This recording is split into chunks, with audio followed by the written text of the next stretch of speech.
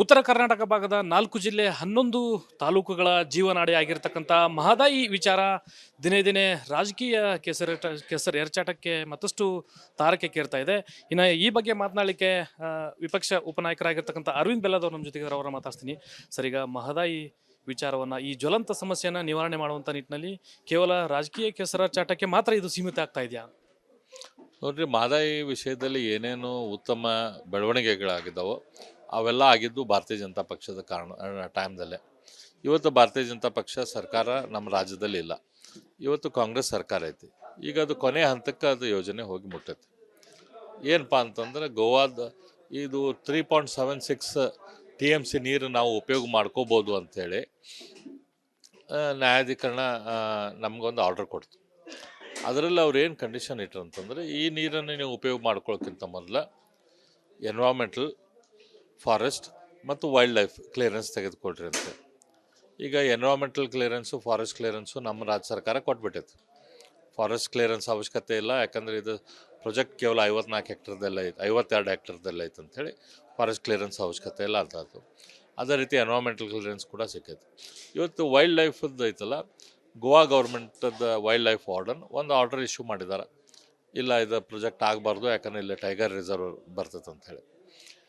ಅದರ ಅಗೇನ್ಸ್ಟ್ ಕರ್ನಾಟಕ ಸರ್ಕಾರ ಸುಪ್ರೀಂ ಕೋರ್ಟಿಗೆ ಹೋಗೈತಿ. ಆ ಸುಪ್ರೀಂ ಕೋರ್ಟ್ದಲ್ಲಿ ಹೋರಾಟ ಮಾಡಿ ಅದನ್ನು ರಿಸಾಲ್ವ್ ಮಾಡ್ಕೊಳ್ಳೋಂಥ ಜವಾಬ್ದಾರಿ ಕರ್ನಾಟಕ ಸರ್ಕಾರದ ಮೇಲೆ ಐತಿ.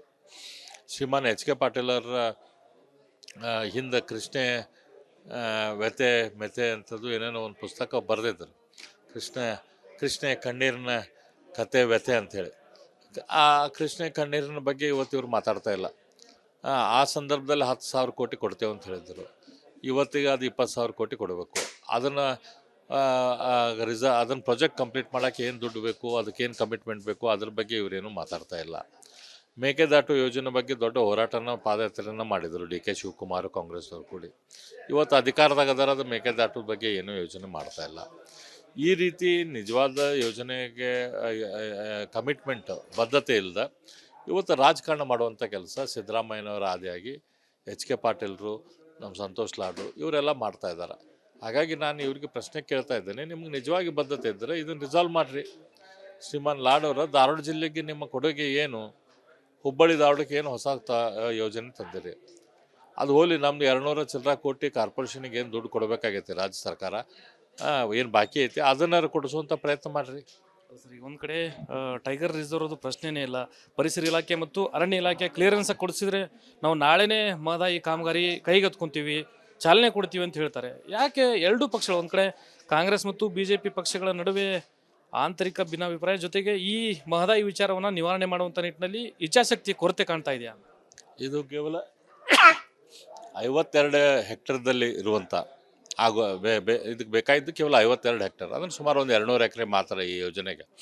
ಹಾಗಾಗಿ ಇಷ್ಟು ಯೋಜನೆ ಸಂಬಂಧ ನಮಗೆ ಎನ್ವೈರ್ಮೆಂಟಲ್ ಕ್ಲಿಯರೆನ್ಸ್ ಇಲ್ಲ ಅಂಥೇಳಿ ಆಲ್ರೆಡಿ ಸರ್ಕಾರದ ರೂಲಿಂಗ್ ಆಗೈತಿ. ಎನ್ವೈರ್ಮೆಂಟ್ ಕ್ಲಿಯರೆನ್ಸ್ ಸಿಕ್ಬಿಟ್ಟೈತಿ. NOC ಸಿಕ್ಬಿಟ್ಟೈತೆ ಎನ್ವೈರ್ಮೆಂಟಲ್ ಡಿಪಾರ್ಟ್ಮೆಂಟಿಂದ. ಇಲ್ಲಿ ಇರೋದೀಗ ವೈಲ್ಡ್ ಲೈಫದ್ದು ಅಷ್ಟೇ. ಇದು ವೈಲ್ಡ್ ಲೈಫದ್ದು ಬಗೆಹರಿಸುವಂಥ ಇವತ್ತು ಕೆಲಸ ಸುಪ್ರೀಂ ಕೋರ್ಟ್ದಲ್ಲಿ ಐತಿ. ಅದನ್ನು ಕೋರ್ಟ್ ಮೂಲಕ ಬಗೆಹರಿಸ್ಬೇಕು. ಯಾವಾಗ ಸರ್ ಯಾವಾಗ ಇತ್ಯರ್ಥ ಆಗುತ್ತೆ ಈ ನೆನೆಗುದಿಗೆ ಬಿದ್ದಂಥ ಮಹದಾಯಿ ಯೋಜನೆ? ಯಾವಾಗ ಇತ್ಯರ್ಥ ಆಗುತ್ತೆ? ಈ ನಿಟ್ಟಿನಲ್ಲಿ ತಾವು ಕೂಡ ಈಗ ವಿಪಕ್ಷದಲ್ಲಿದ್ರಿ, ಯಾವ ರೀತಿ ಹೋರಾಟಕ್ಕೆ ಮುಂದಾಗ್ತೀರಿ? ನಾವು ಹೋರಾಟ ಅಂತಂದರೆ ಇವರು ಕಾಂಗ್ರೆಸ್ದವರು ಅದನ್ನು ಫಾಲೋ ಅಪ್ ಮಾಡಿ ಲಘುನ ಕೆಲಸ ಮುಗಿಸ್ರಿ ಅಂಥೇಳಿ ಹೋರಾಟವನ್ನು ನಾವು ಮಾಡ್ತೇವೆ. ಇದಿಷ್ಟು ವಿಪಕ್ಷದ ಉಪನಾಯಕರಾಗಿರ್ತಕ್ಕಂಥ ಅರವಿಂದ್ ಬೆಲ್ಲದವರ ಮಾತು. ಕ್ಯಾಮರಾ ಪರ್ಸನ್ ವಿನಾಯಕ್ ಪೂಜಾರ್ ಜೊತೆ ಪ್ರಕಾಶ್ ರಿಮಠ್, ರಿಪಬ್ಲಿಕ್ ಕನ್ನಡ, ಹುಬ್ಬಳ್ಳಿ.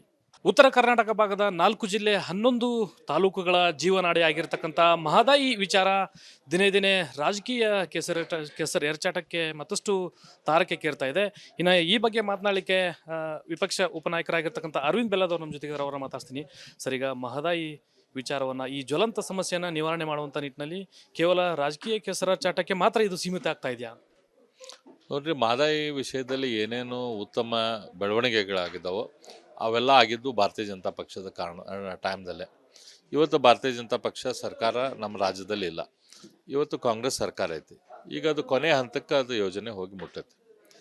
ಏನಪ್ಪ ಅಂತಂದ್ರೆ, ಗೋವಾದ ಇದು 3.76 TMC ನೀರು ನಾವು ಉಪಯೋಗ ಮಾಡ್ಕೋಬೋದು ಅಂಥೇಳಿ ನ್ಯಾಯಾಧೀಕರಣ ನಮಗೊಂದು ಆರ್ಡರ್ ಕೊಡ್ತು.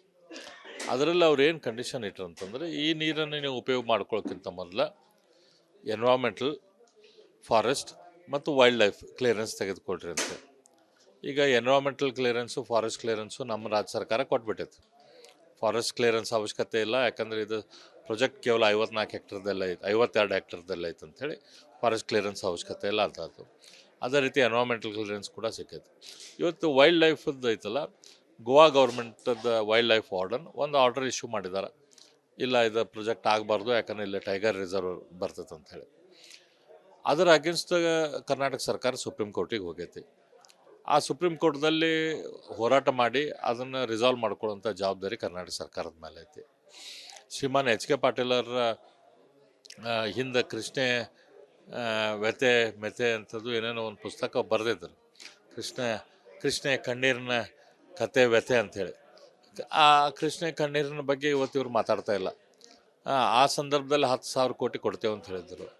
ಇವತ್ತಿಗೆ ಅದು 20,000 ಕೋಟಿ ಕೊಡಬೇಕು. ಅದನ್ನು ಅದನ್ನು ಪ್ರಾಜೆಕ್ಟ್ ಕಂಪ್ಲೀಟ್ ಮಾಡೋಕ್ಕೆ ಏನು ದುಡ್ಡು ಬೇಕು, ಅದಕ್ಕೇನು ಕಮಿಟ್ಮೆಂಟ್ ಬೇಕು, ಅದ್ರ ಬಗ್ಗೆ ಇವರೇನು ಮಾತಾಡ್ತಾ ಇಲ್ಲ. ಮೇಕೆದಾಟು ಯೋಜನೆ ಬಗ್ಗೆ ದೊಡ್ಡ ಹೋರಾಟನ, ಪಾದಯಾತ್ರೆಯನ್ನು ಮಾಡಿದರು ಡಿ ಕೆ ಶಿವಕುಮಾರ್ ಕಾಂಗ್ರೆಸ್ನವ್ರು ಕೂಡಿ. ಇವತ್ತು ಅಧಿಕಾರದಾಗ ಅದರ ಮೇಕೆದಾಟದ ಬಗ್ಗೆ ಏನೂ ಯೋಜನೆ ಮಾಡ್ತಾ ಇಲ್ಲ. ಈ ರೀತಿ ನಿಜವಾದ ಯೋಜನೆಗೆ ಕಮಿಟ್ಮೆಂಟ್, ಬದ್ಧತೆ ಇಲ್ಲದ ಇವತ್ತು ರಾಜಕಾರಣ ಮಾಡುವಂಥ ಕೆಲಸ ಸಿದ್ದರಾಮಯ್ಯನವರ ಆದಿಯಾಗಿ ಎಚ್ ಕೆ ಪಾಟೀಲ್ರು, ನಮ್ಮ ಸಂತೋಷ್ ಲಾಡು ಇವರೆಲ್ಲ ಮಾಡ್ತಾ ಇದ್ದಾರೆ. ಹಾಗಾಗಿ ನಾನು ಇವ್ರಿಗೆ ಪ್ರಶ್ನೆ ಕೇಳ್ತಾ ಇದ್ದೇನೆ, ನಿಮ್ಗೆ ನಿಜವಾಗಿ ಬದ್ಧತೆ ಇದ್ದರೆ ಇದನ್ನು ರಿಸಾಲ್ವ್ ಮಾಡಿರಿ. ಶ್ರೀಮಾನ್ ಲಾಡವರ ಧಾರವಾಡ ಜಿಲ್ಲೆಗೆ ನಿಮ್ಮ ಕೊಡುಗೆ ಏನು? ಹುಬ್ಬಳ್ಳಿ ಧಾರವಾಡಕ್ಕೆ ಏನು ಹೊಸ ಯೋಜನೆ ತಂದಿರಿ? ಅದು ಹೋಲಿ, ನಮ್ದು 200 ಚಿಲ್ಲರ ಕೋಟಿ ಕಾರ್ಪೊರೇಷನಿಗೆ ಏನು ದುಡ್ಡು ಕೊಡಬೇಕಾಗೈತಿ ರಾಜ್ಯ ಸರ್ಕಾರ, ಏನು ಬಾಕಿ ಐತಿ ಅದನ್ನಾರು ಕೊಡಿಸುವಂಥ ಪ್ರಯತ್ನ ಮಾಡಿರಿ. ಸರಿ, ಒಂದು ಕಡೆ ಟೈಗರ್ ರಿಸರ್ವ್ದು ಪ್ರಶ್ನೆನೇ ಇಲ್ಲ, ಪರಿಸರ ಇಲಾಖೆ ಮತ್ತು ಅರಣ್ಯ ಇಲಾಖೆ ಕ್ಲಿಯರೆನ್ಸ್ ಕೊಡಿಸಿದ್ರೆ ನಾವು ನಾಳೆನೇ ಮಹದಾಯಿ ಕಾಮಗಾರಿ ಕೈಗೆತ್ಕೊಂತೀವಿ, ಚಾಲನೆ ಕೊಡ್ತೀವಿ ಅಂತ ಹೇಳ್ತಾರೆ. ಯಾಕೆ ಎರಡೂ ಪಕ್ಷಗಳು, ಒಂದು ಕಡೆ ಕಾಂಗ್ರೆಸ್ ಮತ್ತು BJP ಪಕ್ಷಗಳ ನಡುವೆ ಆಂತರಿಕ ಭಿನ್ನಾಭಿಪ್ರಾಯ, ಜೊತೆಗೆ ಈ ಮಹದಾಯಿ ವಿಚಾರವನ್ನು ನಿವಾರಣೆ ಮಾಡುವಂಥ ನಿಟ್ಟಿನಲ್ಲಿ ಇಚ್ಛಾಶಕ್ತಿ ಕೊರತೆ ಕಾಣ್ತಾ ಇದೆಯಾ? ಇದು ಕೇವಲ 52 ಹೆಕ್ಟರ್ದಲ್ಲಿ ಇರುವಂಥ ಇದಕ್ಕೆ ಬೇಕಾಗಿದ್ದು ಕೇವಲ 52 ಹೆಕ್ಟರ್, ಅದನ್ನು ಸುಮಾರು ಒಂದು 200 ಎಕರೆ ಮಾತ್ರ ಈ ಯೋಜನೆಗೆ. ಹಾಗಾಗಿ ಇಷ್ಟು ಯೋಜನೆ ಸಂಬಂಧ ನಮಗೆ ಎನ್ವಾಮೆಂಟಲ್ ಕ್ಲಿಯರೆನ್ಸ್ ಇಲ್ಲ ಅಂಥೇಳಿ ಆಲ್ರೆಡಿ ಸರ್ಕಾರದ ರೂಲಿಂಗ್ ಆಗೈತಿ. ಎನ್ವಾಮೆಂಟಲ್ ಕ್ಲಿಯರೆನ್ಸ್ ಸಿಕ್ಬಿಟ್ಟೈತಿ, NOC ಸಿಕ್ಬಿಟ್ಟೈತೆ ಎನ್ವಾಮೆಂಟಲ್ ಡಿಪಾರ್ಟ್ಮೆಂಟಿಂದ. ಇಲ್ಲಿ ಇರೋದೀಗ ವೈಲ್ಡ್ ಲೈಫದ್ದು ಅಷ್ಟೇ. ಇದು ವೈಲ್ಡ್ ಲೈಫದ್ದು ಬಗೆಹರಿಸುವಂಥ ಕೆಲಸ ಇವತ್ತು ಕೆಲಸ ಸುಪ್ರೀಂ ಕೋರ್ಟ್ದಲ್ಲಿ ಐತಿ. ಅದನ್ನು ಕೋರ್ಟ್ ಮೂಲಕ ಬಗೆಹರಿಸ್ಬೇಕು. ಯಾವಾಗ ಸರ್ ಯಾವಾಗ ಇತ್ಯರ್ಥ ಆಗುತ್ತೆ ಈ ನೆನೆಗುದಿಗೆ ಬಿದ್ದಂಥ ಮಹದಾಯಿ ಯೋಜನೆ? ಯಾವಾಗ ಇತ್ಯರ್ಥ ಆಗುತ್ತೆ? ಈ ನಿಟ್ಟಿನಲ್ಲಿ ತಾವು ಕೂಡ ಈಗ ವಿಪಕ್ಷದಲ್ಲಿದ್ರಿ, ಯಾವ ರೀತಿ ಹೋರಾಟಕ್ಕೆ ಮುಂದಾಗ್ತೀರಿ? ನಾವು ಹೋರಾಟ ಅಂತಂದರೆ ಇವರು ಕಾಂಗ್ರೆಸ್ದವರು ಅದನ್ನು ಫಾಲೋ ಅಪ್ ಮಾಡಿ ಲಘುನ ಕೆಲಸ ಮುಗಿಸ್ರಿ ಅಂಥೇಳಿ ಹೋರಾಟವನ್ನು ನಾವು ಮಾಡ್ತೇವೆ. ಇದಿಷ್ಟು ವಿಪಕ್ಷದ ಉಪನಾಯಕರಾಗಿರ್ತಕ್ಕಂಥ ಅರವಿಂದ್ ಬೆಲ್ಲದವರ ಮಾತು. ಕ್ಯಾಮ್ರಾ ಪರ್ಸನ್ ವಿನಾಯಕ್ ಪೂಜಾರ್ ಜೊತೆ ಪ್ರಕಾಶ್ ರಿಮೋಟ್ ರಿಪಬ್ಲಿಕ್ ಕನ್ನಡ, ಹುಬ್ಬಳ್ಳಿ.